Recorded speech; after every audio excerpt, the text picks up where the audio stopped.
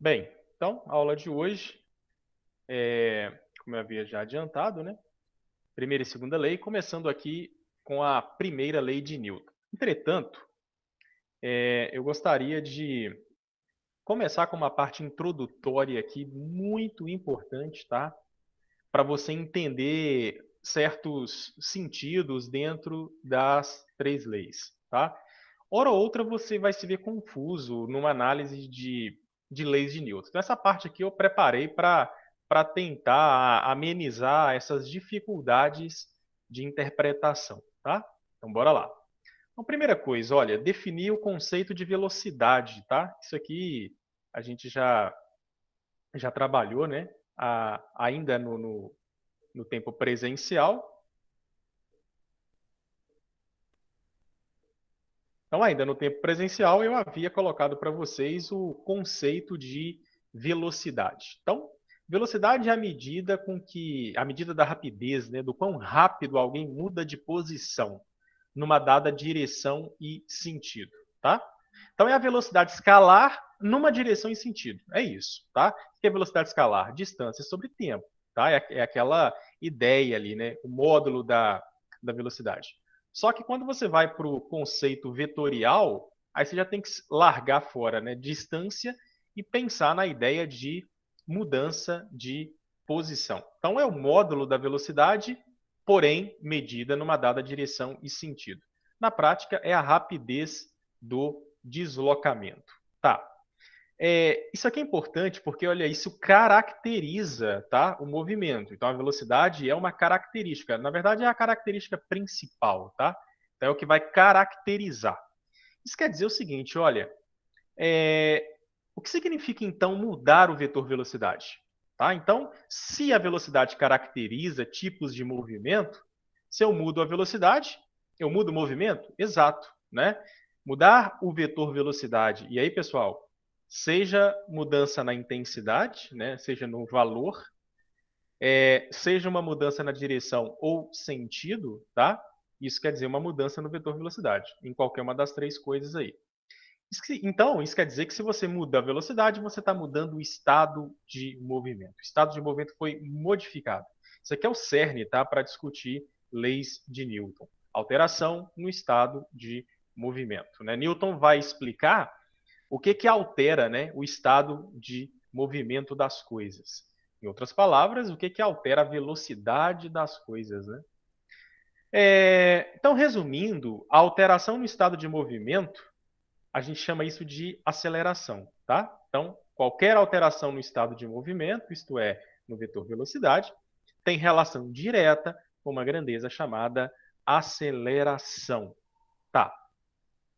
Próxima ideia é, então, estreitar o conhecimento sobre esse vetor, né? O que é a aceleração? A aceleração representa a rapidez com que o vetor velocidade se modifica, tá? Então, na prática, por exemplo, olha só, num movimento circular, né? O vetor velocidade está mudando? Está, né? Aqui no MCU, ele muda em direção, ele muda em sentido, mas ele não muda em módulo, tá? Mas por isso tem uma aceleração, né? E esta aceleração, ela está medindo a taxa com que a direção desse vetor está mudando no tempo, tá certo? Em outras palavras, enquanto que a velocidade caracteriza o movimento, a aceleração caracteriza a rapidez da mudança no estado de movimento, tá? O quão rapidamente o vetor velocidade está mudando no tempo, tá certo? Bem, e por fim, vamos lá com força, tá? Definindo o que é força, a gente vai definir isso melhor lá na terceira lei, tá? A gente vai dar uma definição mais ampla lá. Força são interações entre corpos, tá? Isso aqui já dá então uma boa dica sobre o que é a terceira lei, né? Porque, olha, interações mútuas entre corpos, né? Isso já abre o caminho aí para discutir lei de ação e reação, né? Então, forças são interações entre dois corpos, ou a gente pode dizer que é uma interação entre o corpo e a sua vizinhança, tá? Vizinhança é tudo que cerca, né, o corpo, tá? Por exemplo, quem seria a vizinhança desse satélite aqui? A Terra. A Terra é a vizinhança, né? Então, forças são interações entre corpos E aqui, olha, que está a importância da coisa. O que força pode produzir? Tá? Então, grave isso aí. Força pode produzir duas coisas: variações no estado de movimento ou deformações. Quando ela produzir uma deformação, a gente costuma dizer que está sendo levado em conta o efeito estático da força. Agora, quando ela produz variação no estado de movimento, o que é isso mesmo? Variação no estado de movimento é aceleração, né? Já que eu mudo o estado de movimento quando eu mudo a velocidade. E quem muda a velocidade é uma aceleração. Então, esses três conceitos, eles precisam ficar claros. Para você, por exemplo, não confundir, e uma questão conceitual de primeira lei vai tentar te levar a isso, tá?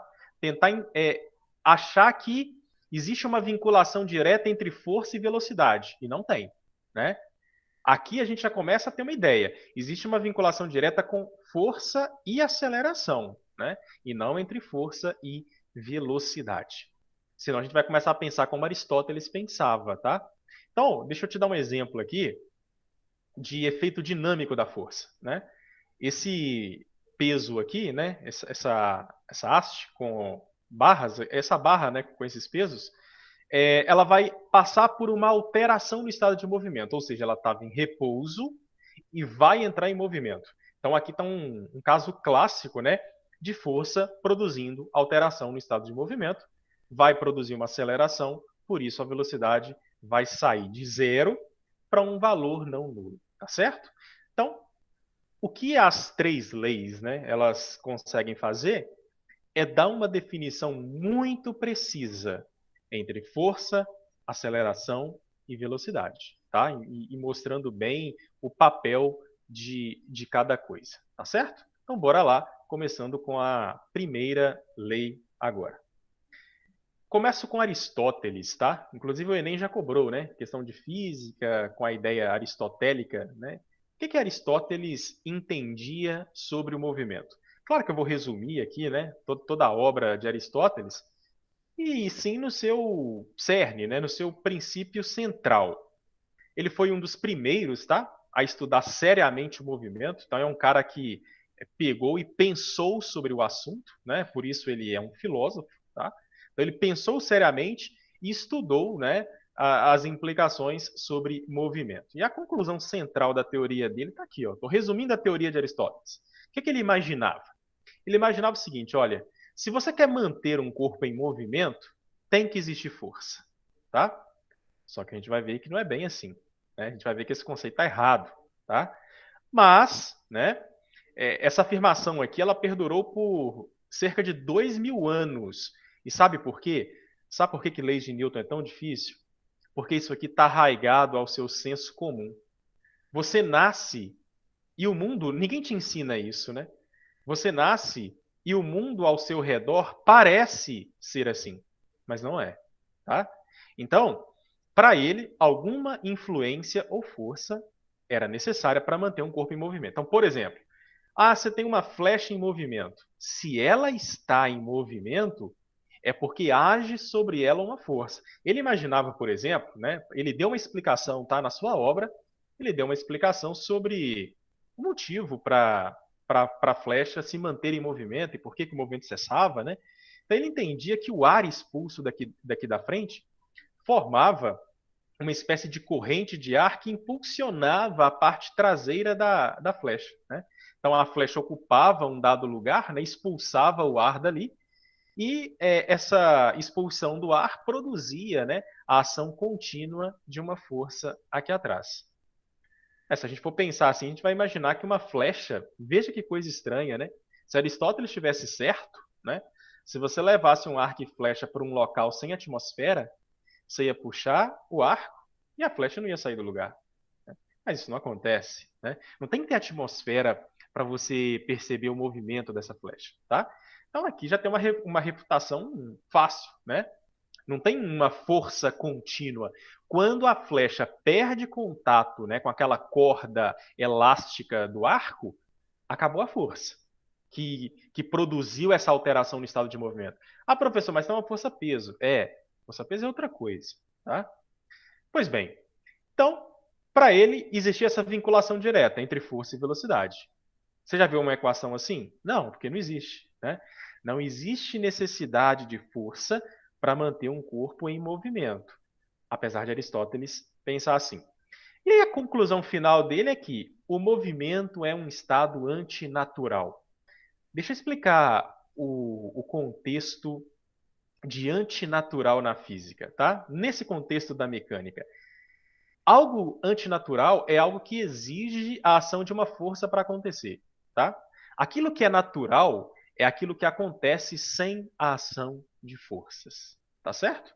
Então ele entendia assim, ó, só pode haver movimento se houver força. A única exceção, e a gente nem vai entrar nesses detalhes aqui, a única exceção para ele era referente aos corpos celestes, porque aí já entrava conceitos divinos, e ele entendia que, no caso do movimento dos astros, tá, não entrava esse princípio por questões divinas. Inclusive, havia uma explicação de que anjos, né, eram os autores da força motriz para mover planetas, enfim. Tá?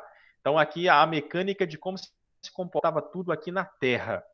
E tá aí o esplendor, né, das leis de Newton, que, na verdade, com apenas três leis, né, Newton mostra uma mecânica universal, né, que acontece aqui na Terra, que acontece lá em Plutão, ou em qualquer outro ponto, né, do universo. Bom, então, princípio geral de Aristóteles: o movimento é antinatural, só existe se houver força, e sem força não há movimento.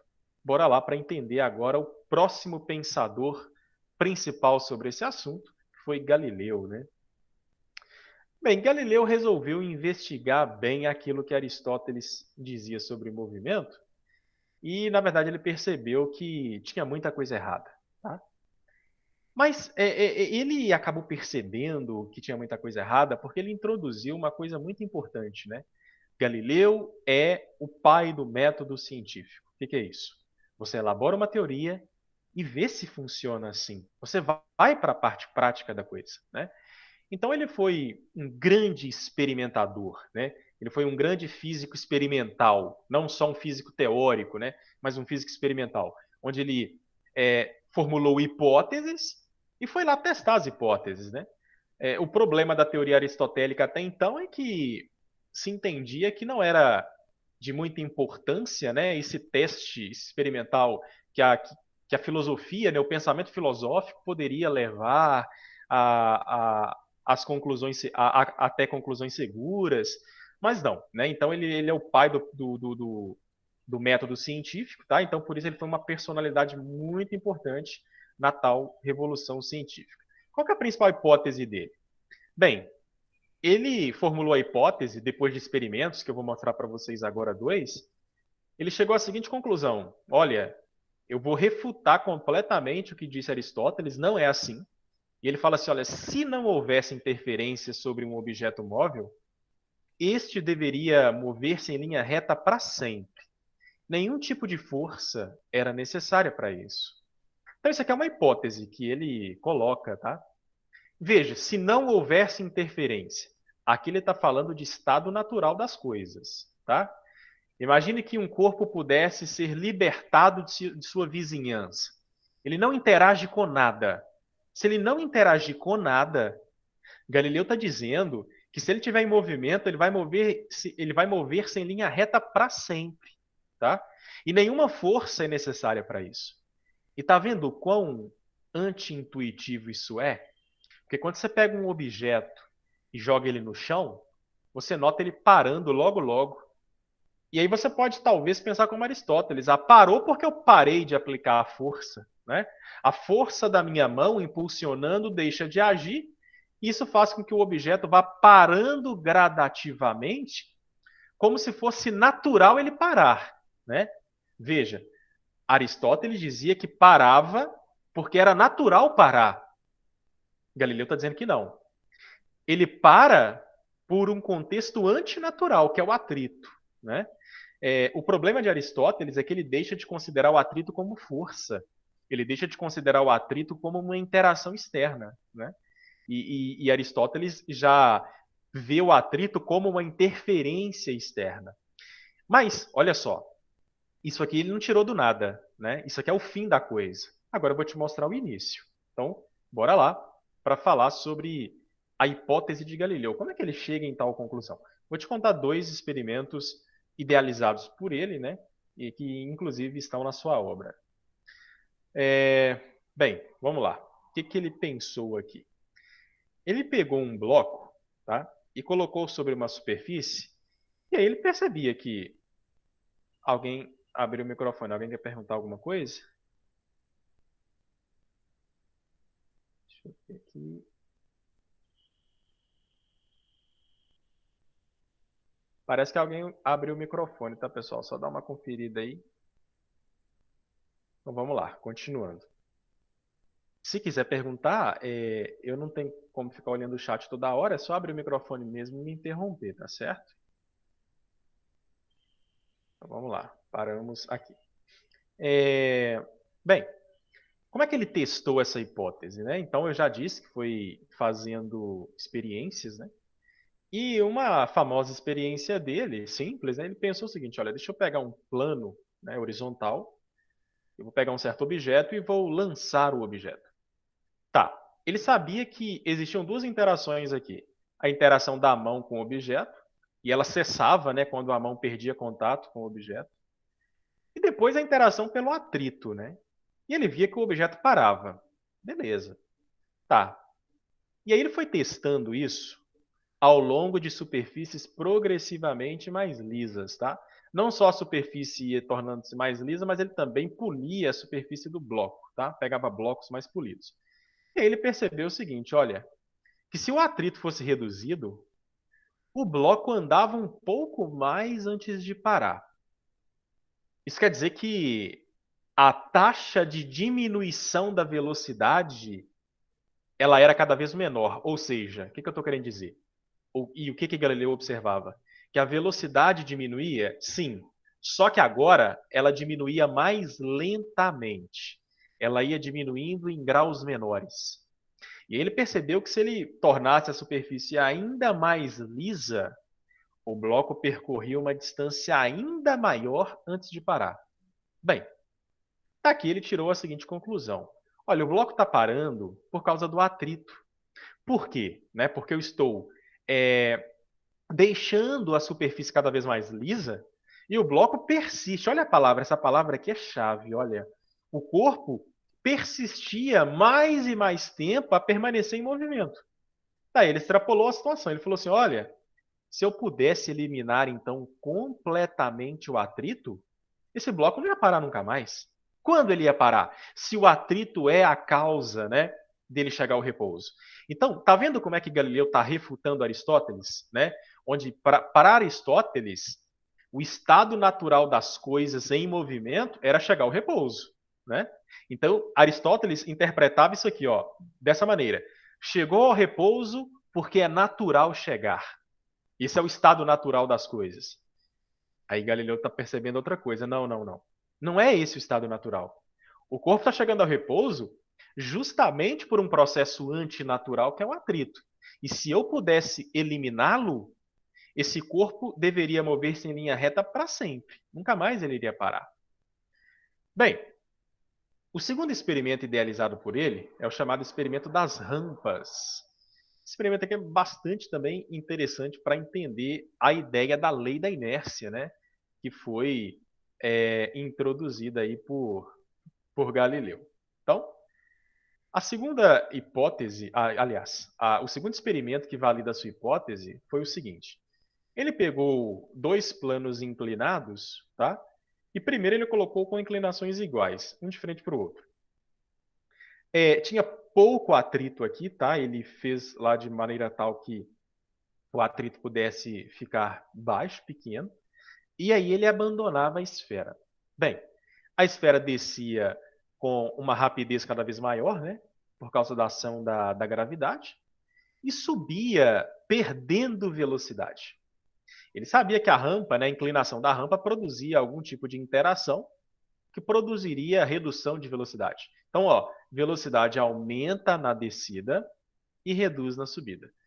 Ele percebeu o seguinte, que a bola praticamente chegava na mesma altura, dava quase a mesma altura. Ele raciocinou o seguinte, olha, só não chega na mesma altura por causa do atrito. Ele já sabia disso baseado no experimento anterior, né? Tá bom. Daí o que ele fez? Ele aumenta a inclinação do outro plano. Ele não mexe aqui e mexe na inclinação do segundo plano. E ele vê, tá, galera? Isso aqui é teste empírico. Se você fizer, você vai ver que funciona assim, tá? Daí ele joga novamente a esfera da mesma posição, a esfera desce, aumentando a velocidade e sobe. Só que agora ela vai subindo mais lentamente. Ou seja, a velocidade continua reduzindo na subida, só que vai reduzindo mais e mais lentamente.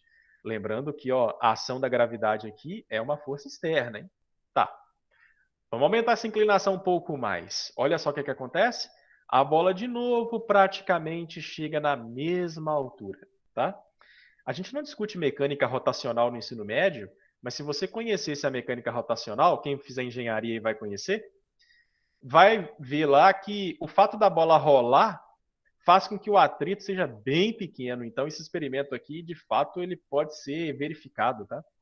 Então, de novo, a bola chegava quase na mesma altura. Só que olha a distância que ela teve que andar agora. Olha, em comparação com o primeiro caso, ó, olha a distância percorrida para chegar nesse ponto. Agora, ela chega na mesma altura, mas teve que andar mais. Para chegar na mesma altura, ela teve que andar mais de novo. A velocidade vai reduzindo mais lentamente, né? E aumentos gradativos na inclinação da rampa mostra resultados equivalentes. Para chegar na mesma altura, a bolinha tem que percorrer uma distância cada vez maior. Bem, pessoal, por isso que a física é uma ciência filosófica. Olha só. Daqui ele chega à seguinte conclusão. Olha só. O plano inclinado é a causa da desaceleração, né? E a bolinha, independentemente da inclinação, ela busca a mesma altura. Olha o termo que eu estou usando. Ela busca a mesma altura. Como pensou Galileu, tá? Se ela busca a mesma altura sempre, independentemente da inclinação, e se eu tentasse fazer isso, tá? E se eu tentasse tirar a inclinação? Quando ela iria parar? Bem, ele chega a uma conclusão óbvia. Não ia parar nunca mais, né? Porque se é a inclinação a causa da redução, então se sob uma inclinação progressivamente menor, mais e mais lentamente a bola perde sua rapidez, ora, sem inclinação, sem ação externa, essa rapidez não deveria ser perdida, né? Então, ele então estabelece o princípio da inércia, que diz que, olha, na ausência de forças externas, a tendência da bola é mover-se ao longo de uma linha reta, sem tornar-se nem mais lenta ou mais rápida, tá? E está aqui, exatamente aqui, o princípio da inércia. Ou seja, Galileu aqui está chegando à conclusão que não é necessário força para um certo estado de movimento. E qual que é ele? Movimento retilíneo e uniforme. Isso você não pode esquecer. O MRU é um movimento que acontece sem ação de força, por exemplo, tá? Só que Newton foi além, né? Que Galileu conseguiu perceber isso. Olha, se você puder eliminar completamente a ação externa, então um corpo em movimento mover-se-ia em movimento retilíneo uniforme. Newton foi além. Ele mostrou que você não precisa ir lá para o espaço longínquo para verificar MRU, né? Newton mostrou que se a resultante das forças for zero, isso é a mesma coisa de um corpo livre da ação de forças, né? É por isso que Newton conseguiu ver um pouco mais à frente. Então, bora lá ver agora propriamente a primeira lei de Newton, também chamada de lei da inércia, né? Primeira lei de Newton, como eu disse, também chamada de lei da inércia. Ele mesmo concluiu, tá, que ele conseguiu ir tão longe porque ele se apoiou em ombro de gigantes, né? E um dos gigantes foi Galileu, de fato, né? Alguém pode pensar assim, professor, qual que é a diferença entre a lei da inércia de Galileu e daquilo que Newton conseguiu estabelecer? O que Galileu não conseguiu estabelecer? Ele não conseguiu vincular força com aceleração. Ele não conseguiu chegar a essa conclusão. Aceleração ele já sabia medir, tá? Ele já conseguiu tirar valores de aceleração nos seus experimentos.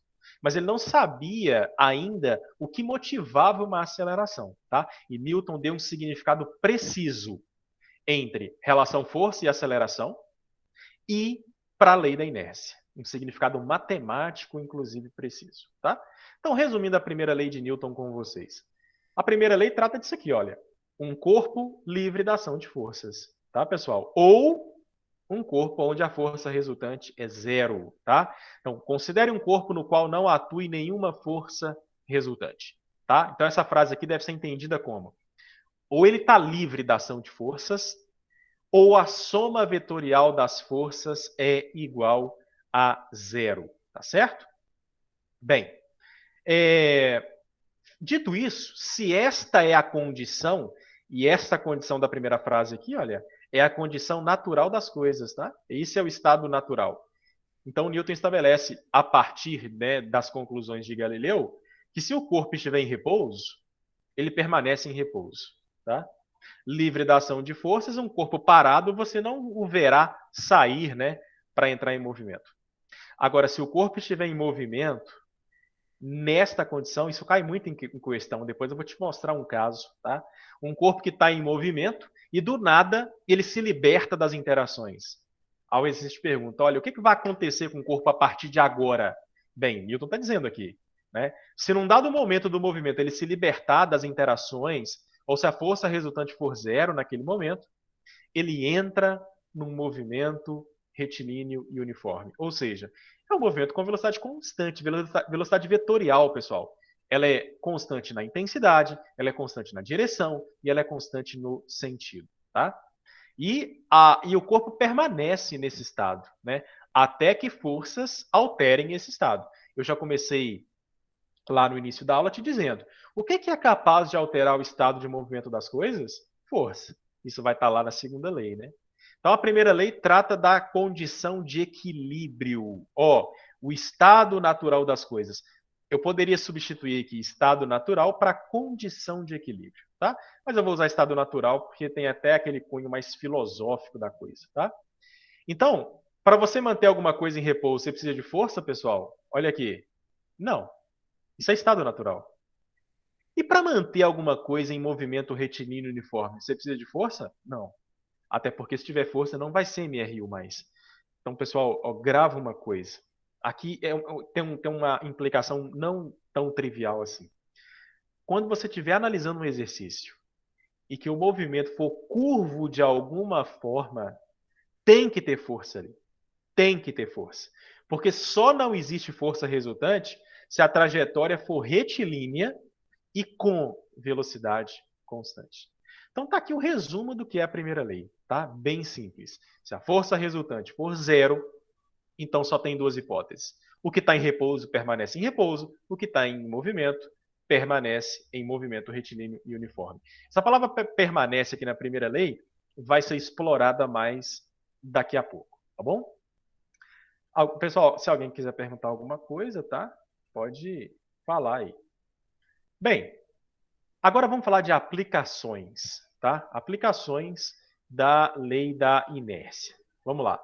Olha só. O caso desse motoqueiro, por que ele é lançado, né? Por que acontece isso daqui?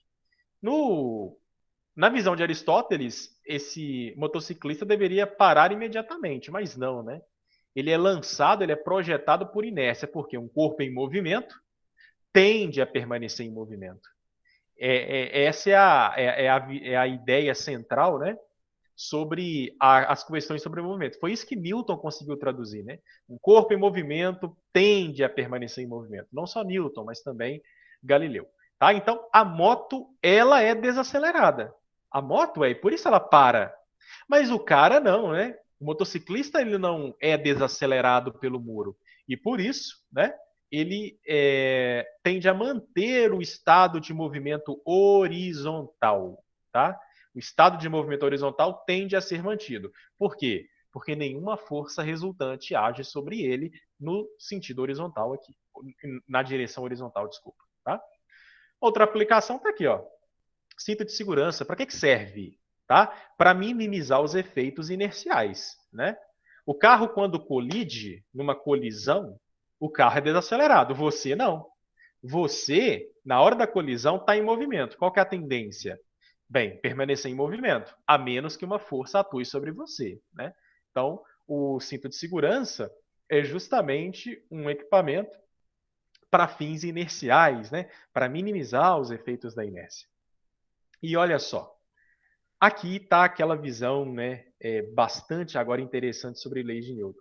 Uma sonda espacial lá no espaço longínquo, ela precisa de combustível, pessoal? Será que essa sonda espacial, né, ela já estava em movimento?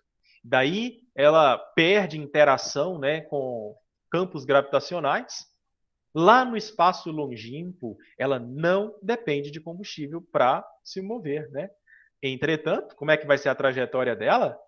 Linear. E como é que a velocidade dela é? Constante. Aristóteles não concebia isso aqui de jeito nenhum, né?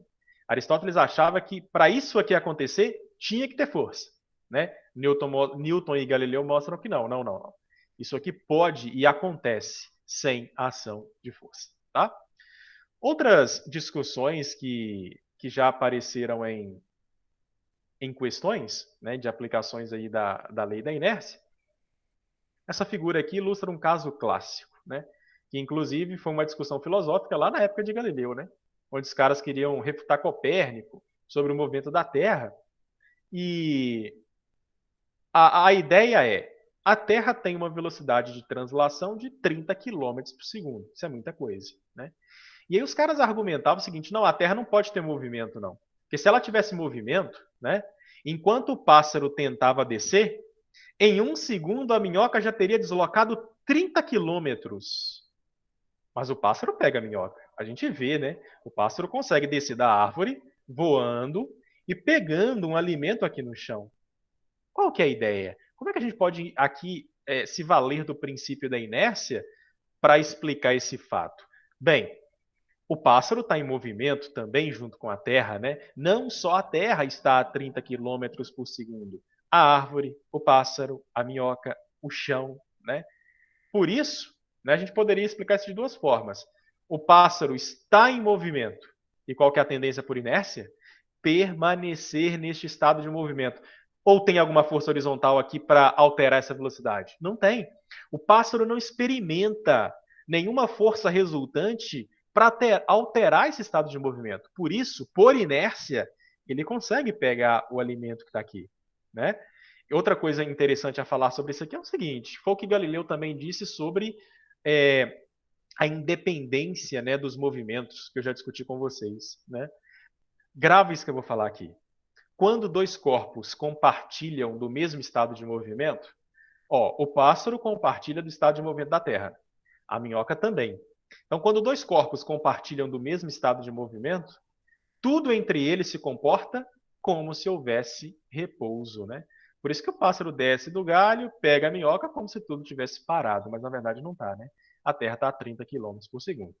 Outro experimento bacana para discutir lei da inércia é você dentro de um avião, isso aqui já caiu em questão, essa figura, tá? Essa figura aqui.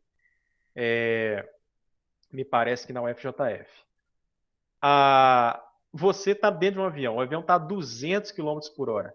Será que se você jogar um objeto para cima, o objeto vai bater num passageiro bem lá atrás? Não, isso não acontece, né? Você joga o objeto para cima e ele cai exatamente na sua mão. Por quê? Por inércia. Por inércia, a moeda também está a 200 quilômetros por segundo, né? Desculpa, 200 quilômetros por hora, né? Então, por inércia, a moeda também compartilha de tal velocidade. E enquanto ela sobe e desce, não tem força horizontal para alterar esse estado de movimento. E aí, o que, é que diz a primeira lei?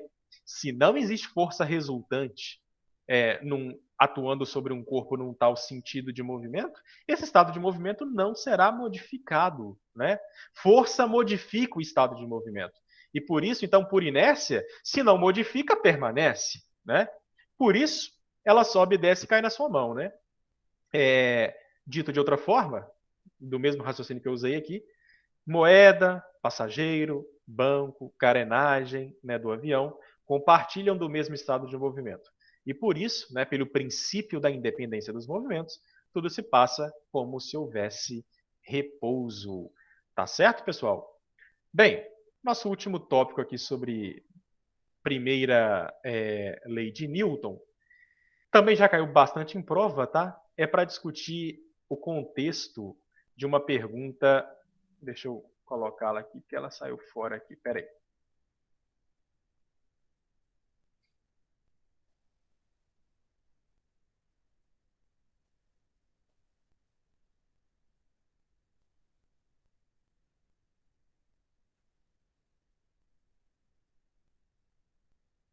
para colocá-la no contexto dessa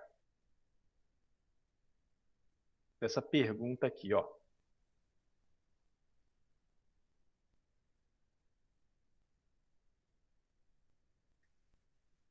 A lei da inércia, ela é válida em qualquer referencial? Bem, a, a resposta para isso aqui não é muito trivial, não, tá? No final, eu vou falar para você o que que é um referencial inercial e um não inercial, tá?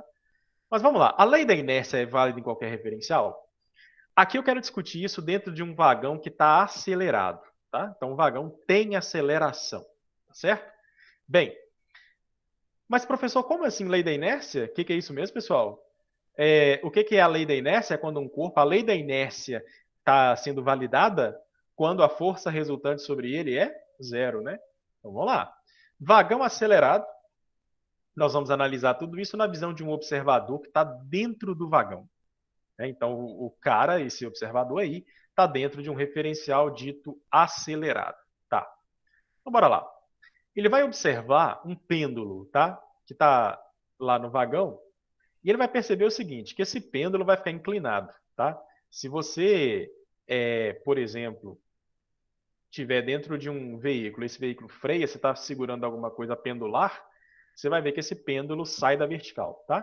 Então, com este tal sentido de aceleração, o pêndulo fica inclinado assim. Você vai entender por que, que é assim e não para cá, tá? Se o veículo freasse, a inclinação seria assim, tá? Como ele está acelerando no sentido de movimento, a inclinação é esta. Tá. Vamos ver, né? Por que, que a inclinação é essa? Primeira força que você vai pensar é peso, né? Tem força-peso aqui, tá? Só que, o que, que esse cara tá vendo? O cara tá vendo o pêndulo em repouso, né? O cara não vai ver o pêndulo em movimento. O cara vai ver o pêndulo parado. Só que ele não está mais ao longo da vertical, tá? Qual outra força que aparece aqui? Força de tração, né? Uma tração, ela aparece quando você estica uma corda. Nós vamos discutir na semana que vem tipos de força, né? Então, peso, ação gravitacional, tração, quando você estica uma corda. Você aprendeu pelo método poligonal que isso aqui dá uma resultante, né? Lembra do poligonal? Olha, você monta o método do paralelogramo e facilmente você chega à conclusão. Tem força resultante e ela não é zero, tá? Tem resultante e ela não dá zero em hipótese alguma. Mas olha só, parece existir aqui um conflito, né? Força resultante zero com repouso, né? Desculpa, força resultante não nula, né? Não é zero com repouso. Né? Isso parece conflitar com o que dizia a primeira lei, né? O que a primeira lei fala? Se um corpo está em repouso, a força resultante é zero.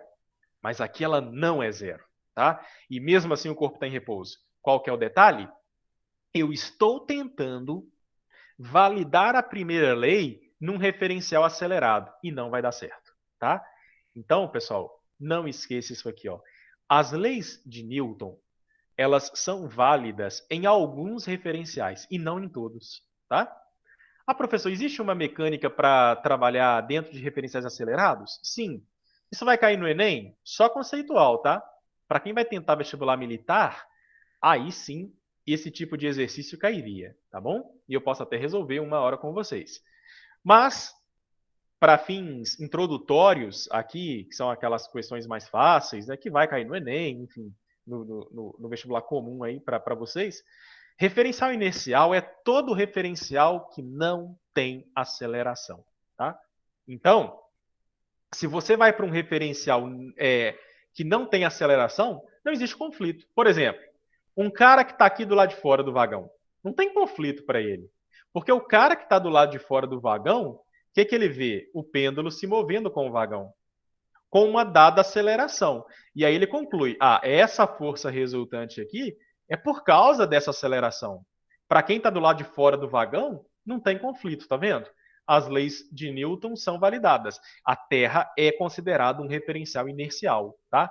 Então, por isso que normalmente, quando você vai aplicar as leis de Newton, você aplica em relação à Terra, que a Terra é um referencial aproximadamente inercial. Agora, o vagão aqui dentro gera esse conflito. Então, aqui é só a título de curiosidade, tá? Que pode cair de forma conceitual para vocês, tá? Bem, agora a gente vai para segunda lei de Newton, tá certo? Então, bora lá. Segunda lei de Newton. Agora começando falando sobre força. Segunda lei é rápido, tá, pessoal? A aula já está encerrando aqui. Força. Forças são interações mútuas entre corpos, tá? Bacana, já dá para começar a ver a terceira lei nascendo aqui, ó. Interações mútuas. E o que essas interações podem produzir? Aceleração ou deformação. Já dissemos sobre isso. O que é aceleração mesmo? Uma medida da rapidez com que o estado de movimento é modificado, né? Bem, olha aqui dois exemplos. A bola parada, né? A bola está parada, só que ela vai entrar em movimento. Quando o pé entrar em contato com ela, uma força vai produzir uma variação no estado de movimento, tá? Aqui uma força de contato. Aqui uma força de campo. Veja só, a maçã está caindo.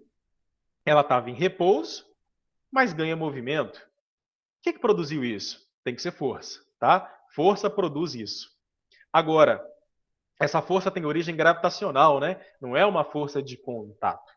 O outro efeito, e a gente vai discutir isso melhor lá na terceira lei, tá? Aprofundar sobre isso. Aqui basta tal discussão que eu estou fazendo. Outro efeito visível de uma força é a deformação, tá? Por exemplo, não tem aceleração aqui, mas tem força agindo. Por quê? Porque uma mola é deformada, tá? Então tá aí os dois efeitos. Uma coisa interessante, pessoal, é que nós temos como... Isso aqui vai ser importante para você entender o que eu vou falar daqui a pouco. Nós temos condições de medir força. E o principal equipamento para fazer isso são os chamados dinamômetros, tá? O que é um dinamômetro? É uma molinha que fica dentro de um tubo, normalmente transparente. Preso a ela tem uma escala, né? Você pode fazer com papel milimetrado. E como essa mola obedece à lei de Hooke, dentro de certos limites, como é que você pode calibrar uma balança de molas aqui? Fácil. Aliás, calibrar uma balança de força, tá? Seria o seguinte: suponhamos que você consegue produzir lá, tipo, ó, um corpo que tem peso de 1 newton, tá? Você tem um corpo lá que tem peso de 1 newton. Aí você pendura ele aqui. Essa mola vai deformar, efeito, né, estático da força. Vamos supor que deformou para 1 newton, deformou 5 centímetros. Se você pendurar 2 newtons, vai deformar 10. Se você pendurar 3 newtons, vai deformar 15. A mola dentro do seu limite elástico funciona assim, tá? E com isso eu posso então colocar uma escala. Aí depois eu tiro esse peso que eu conhecia, né? Eu conhecia o de 1 newton, o de 2 e o de 3. Eu sabia os pesos. Agora eu quero saber o peso de uma coisa que eu não conheço. Aí eu vou lá e penduro e deforma 25 centímetros. Qual que é o peso? 5. Não é a calibração da minha balança? Tá? Então, nós temos equipamentos rudimentares, fáceis, tá? Para medir força, tá? Baseado nisso aqui, ó. Normalmente a gente mede força baseado no seu efeito estático, tá? Baseado no quanto ela pode deformar. Claro, vai dar para medir pela aceleração também? Vai, tá bom? Bem, então o dinamômetro você aprendeu o que é, né? É um dispositivo utilizado para medição de força. Agora vamos falar das forças fundamentais na natureza. Tá? Isso aqui é a título de curiosidade. Na natureza só existem 4 tipos de força. Professor, mas eu conheço um monte: atrito, normal, peso, tração. Só 4, pessoal. Tá? Vamos lá. Em ordem da maior para a menor. A força nuclear forte, tá? Isso pode cair em prova, principalmente porque se aposta, né, daqui para frente que o Enem vai ser mais conteudista, né? O ano passado já foi um pouco assim, né? E sei lá, tudo indica que esse ano possa, né, ser uma prova ainda mais conteudista, tá? Então, a força nuclear forte é a força que mantém o núcleo coeso, tá? Então, é uma força de gigantesca intensidade. A outra, ela vai aparecer em decaimento radioativo. Então, um exercício pode perguntar assim, olha, qual o tipo de força presente num decaimento radioativo? É a chamada força nuclear fraca, tá? É aquela que cinde, né, que separa as partículas. E agora, por fim, as nossas duas do dia a dia. No dia a dia, pessoal, você vai encontrar essas duas aqui. Ou você vai estar tratando com força eletromagnética, né, que é aquela resultante da interação entre cargas, ou você vai tratar com força gravitacional. E é fácil fazer a distinção. Pessoal, força gravitacional só aparece entre massas. Massa atrai massa. Fora isso, o resto é eletromagnética. Tração, né? Tração, interação entre partículas, tá? Força normal, você está sentado aí agora e tem uma força normal da cadeira sobre você, força eletromagnética. Força de atrito, eletromagnética. Aquilo que não é resultante da interação entre massas é eletromagnética. E essas duas aqui, claro, é fácil não confundi-las, tá? Então, na natureza, por enquanto, só essas quatro aí, beleza? Bem, agora vamos falar do princípio empírico das leis de Newton, tá? Como é possível, né, chegar à conclusão de que força resultante é massa vezes aceleração? Tá? Vamos ver como é que é possível? Veja bem. Eu já te disse que nós temos como medir força, né? O dinamômetro me permite medir força, né, numa escala. Então, imagina que eu tenho uma escala de força, tá? E que eu sei que força é essa. E eu estou aplicando uma certa força num tijolo aqui, num corpo de massa conhecida. Daí eu vou lá e meço essa aceleração. Fácil medir, né? A gente tem as equações cinemáticas para medir a aceleração. Tá. Então eu tenho equipamento para medir força? Tenho. Eu tenho equipamento para medir aceleração? Tenho. Trena e cronômetro, tá? Aí você vai lá e anota esse valor. Beleza. Agora você faz o seguinte: aplica 2 vezes mais força no mesmo corpo e mede a aceleração. O que você vai perceber? 2 vezes mais aceleração em comparação com a situação anterior. Se você triplicar o valor da força no mesmo corpo de massa m, você vai perceber e medir, tá, pessoal? É empírico. Você vai medir 3 vezes mais aceleração. 4 vezes mais força, 4 vezes mais aceleração. Com isso, Newton pôde estabelecer, né, a relação entre força resultante e aceleração. Opa, a seta está errada aqui. Espera aí. A relação entre força resultante e aceleração é uma relação diretamente proporcional, tá? Isso quer dizer o seguinte: se você duplicar a força no mesmo corpo, a aceleração vai ser duplicada. Se você triplicar a força, a aceleração vai ser triplicada. Se você reduzir a força pela quarta parte, a aceleração cairá pela quarta parte. Bem, então, relação matemática entre força e aceleração. Mas, né, Newton foi além e conseguiu ainda perceber outra coisa. Olha só. Se você pega a mesma força, tá? A mesma força, quando eu digo a mesma força, eu estou dizendo esta, tá? A inicial. Se você pega aquela mesma força F e aplica agora sobre 2 tijolos, sobre o dobro de massa, você vai ter metade da aceleração que você obteve aqui. Se você aplicar a mesma força, ó, uma mão só, mesma força, só que agora em 3 vezes mais massa, você vai obter o terço da aceleração obtida aqui. 4 vezes mais massa, 4 vezes menos aceleração. Isso permitiu a Newton estabelecer uma relação matemática para o princípio da inércia, aquilo que Galileu não conseguiu estabelecer. Massa e aceleração são grandezas inversamente proporcionais. Pessoal, mas isso aqui tem uma coisa muito importante para eu te contar. A aceleração é uma medida da rapidez com que o estado de movimento é modificado. Eu vou repetir. A aceleração é uma medida da rapidez com que o estado de movimento das coisas se modifica. E a massa é uma grandeza inversamente proporcional a isso. Logo, a massa, como princípio da inércia, né, como a gente vai ver isso em detalhes daqui a pouco, nós vamos ver que massa é uma grandeza que resiste à alteração no seu estado de movimento. Esse resultado está te mostrando isso, né?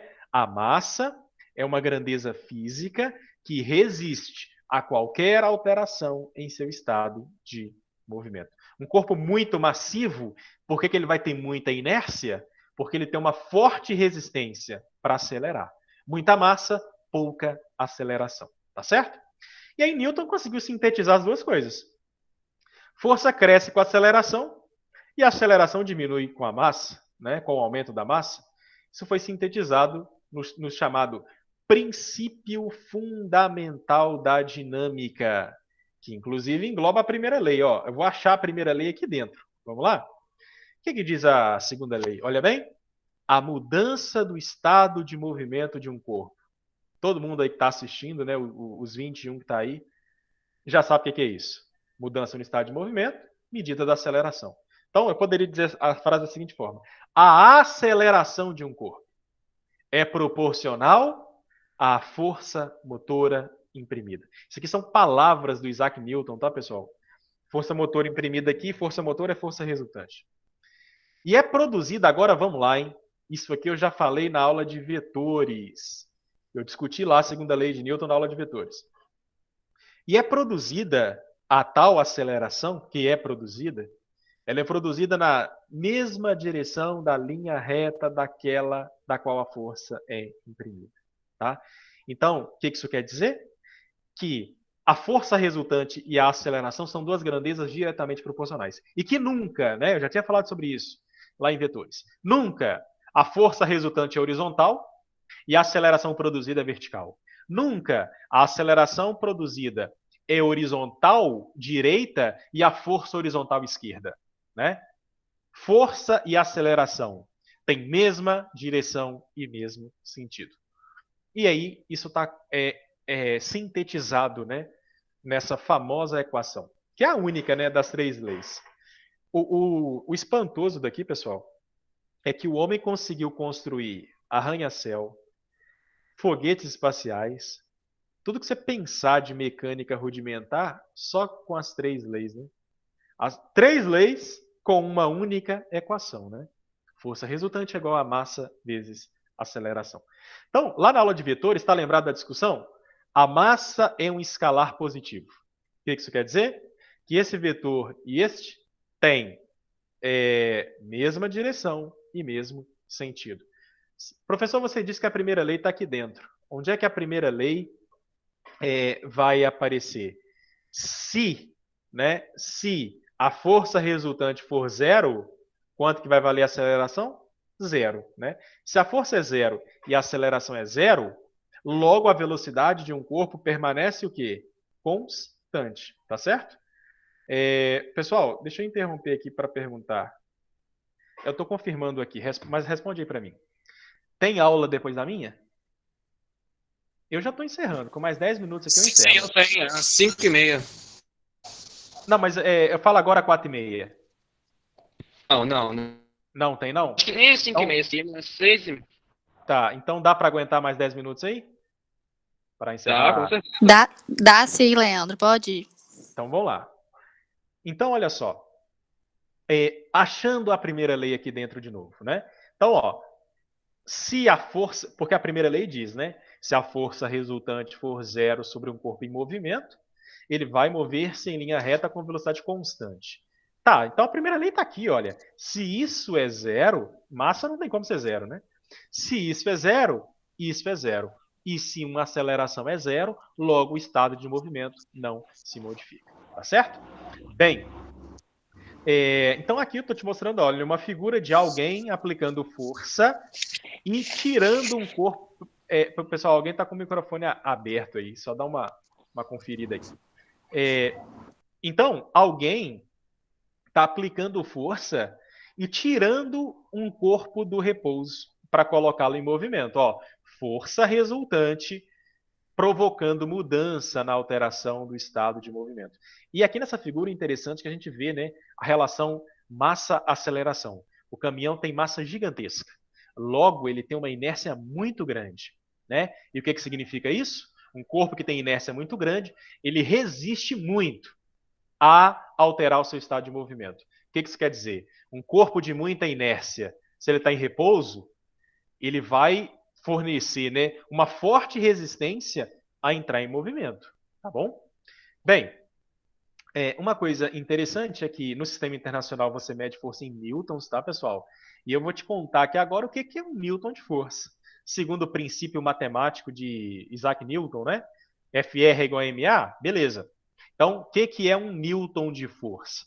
Um newton de força é quando você consegue aplicar uma tal força resultante num corpo de 1 quilograma e produzindo nele uma aceleração de 1 metro por segundo ao quadrado. Isso é meio óbvio aqui, né? 1 vezes 1 dá 1, né? Então, a força de 1 newton é a força que é aplicada em um corpo de massa 1 quilograma, produz nele uma aceleração de 1 metro por segundo ao quadrado. Tá certo? Bem, mas e aí? Como é que eu calculo força resultante? Porque, olha, nesse meu exemplo, eu tenho uma força só, aí é fácil, né? Mas e quando eu tenho várias, né? Você já sabe, né? Você aprendeu vetores. Então, vamos lá, ó. 5 forças aplicadas num corpo só, né? E aí, como é que eu acho a força resultante? A força resultante é a soma vetorial delas, né? Você vai pegar F1, F2, F3, F4 mais F5, que seria o meu Fn aqui. Lembrando que não é uma soma algébrica, né? É uma soma que leva em conta intensidade da grandeza, direção da grandeza, sentido da grandeza, né? Então, você já aprendeu a executar soma vetorial. Agora a aula de vetores vai ser muito importante, tá? Quem está precisando ainda relembrar um pouco sobre vetores, dá uma olhada lá, tá certo? A gente vai precisar agora. Então, veja só, eu tenho um corpo que tem 5 forças, e Newton disse que a aceleração que esse corpo vai adquirir depende da força resultante sobre ele. E o princípio que é interessante aqui para discutir força resultante, pessoal, é que o empirismo, tá? O empirismo me mostra, tá? Que eu posso substituir as 5 forças por uma só, chamada de força resultante. E por que eu posso substituir por uma só? Porque ela produz o mesmo efeito.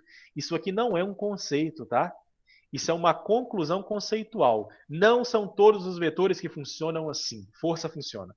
Se você aplicar 5 forças num corpo e fizer a soma vetorial e obtendo a equivalente das 5, essa uma só produz o mesmo efeito que as outras 5. Isso é uma notícia ótima, né? Imagina se não fosse assim.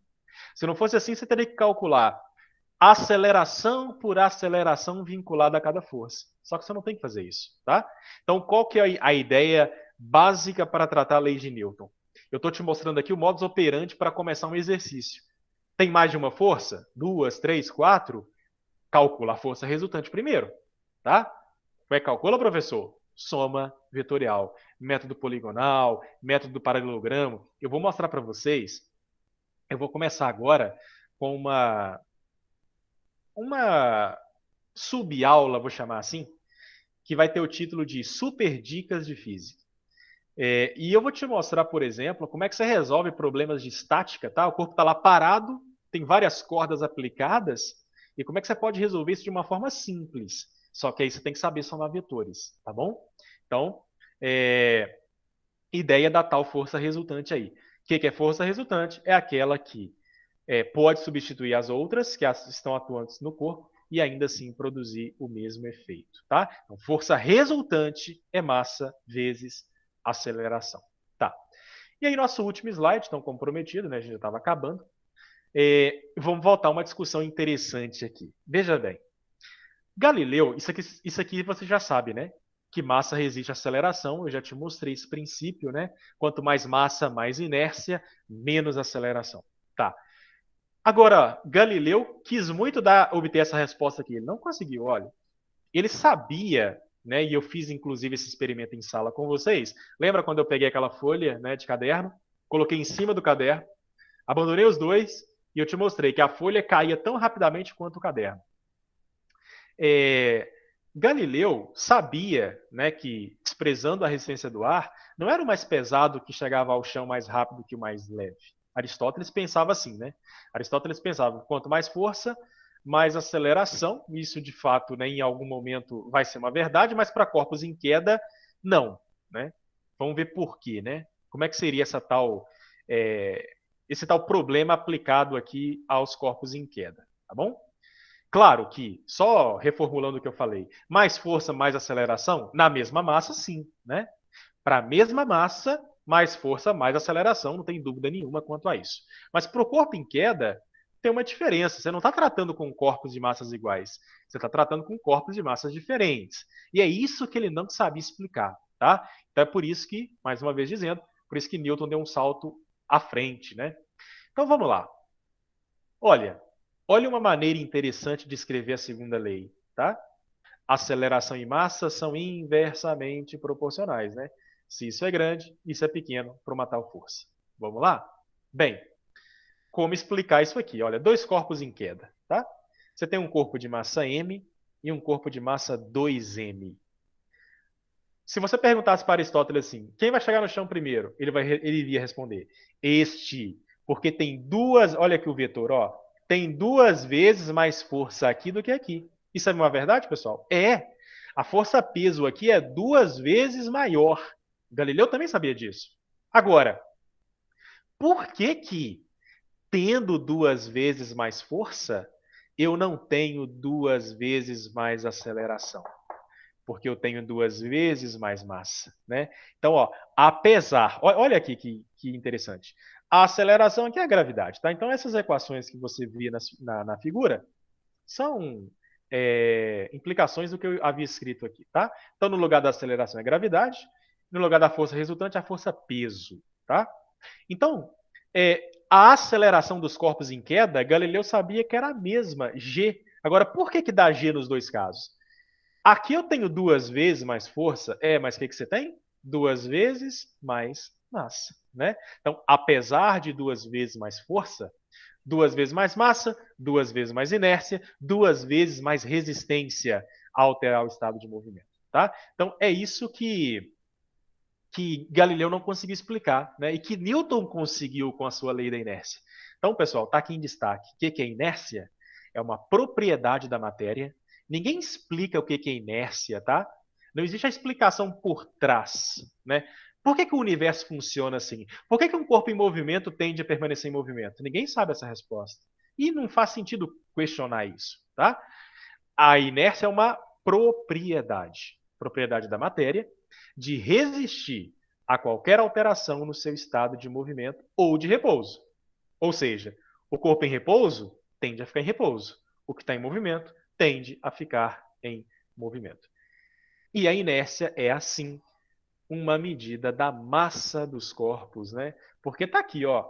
Olha o que é a alteração no estado de movimento. E o que é que resiste a essa alteração segundo o princípio fundamental da dinâmica? Massa, né? Aceleração e massa é que são inversamente proporcionais, tá certo? Bem, então com isso a gente encerra primeira e segunda lei de Newton. Bem, pessoal, alguém quer perguntar alguma coisa? Se alguém tiver alguma pergunta. Não, senhor, muito obrigado pela aula. Tá joia. Então, até a próxima. Amanhã eu posto a terceira lei de Newton, tá certo? Certíssimo. Boa tarde. Boa tarde para vocês também. Bons estudos.